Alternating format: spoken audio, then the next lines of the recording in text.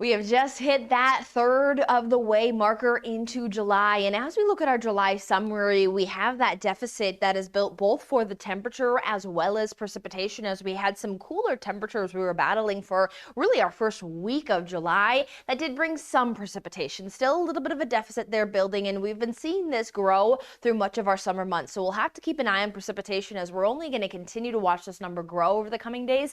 But there could be some improvements in that average temperature as we are settling into a July heat wave.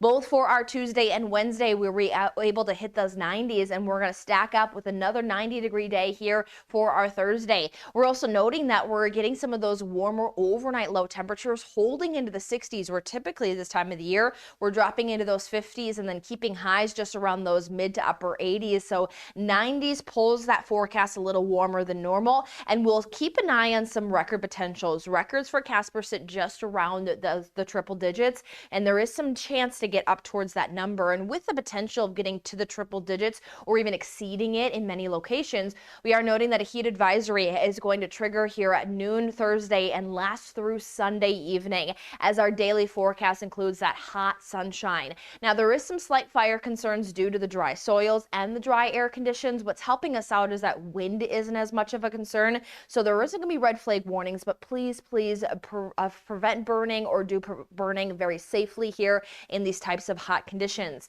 And then we will talk about some relief that's going to arrive with some wet weather, as we'll talk about those concerns to return as we head as early as that Sunday forecast. But here into our Thursday, another bright day is setting up. Light and variable winds. So again, wind not a big concern, but it is still very hot and dry out there as we watch those highs climb into the 90s. We are under that heat advisory, and with that heat advisory, we're starting to see that as early here as our Thursday, some spots are starting to try to head towards that triple digit marker. 94 into Casper, 96 into Gillette, 84 into Yellowstone, 92 into Rock Springs, and we're starting to see those triple digits there, even possible Douglas and Torrington just sitting around 99 degrees. So some of those records will start to become possible here as early as our Thursday into our Friday, where we have again very similar forecasts here, rinsing repeating that bright sunshine and those high temperatures into the 90s. Now through at least Saturday, we are noting that dew points stay very dry into those 30s. So again, these dry air conditions and dry soil conditions can cause for some potential fire weather.